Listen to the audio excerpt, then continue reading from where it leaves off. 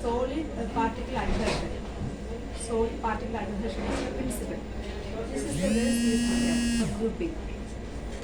These are the chamber.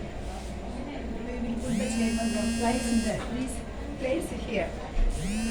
So we are using for each group. We will use 12 plates, 12 wells.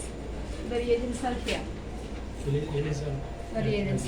Anti-A, anti-A, anti-B, anti-AB. This one before starting you will give. You will prepare it is ready-made, it is available. Reagents. Reagents is commercially available. So machine is rendered. A to and we have. Yeah. A1, A1, B, AB, 3 antides. Three entities.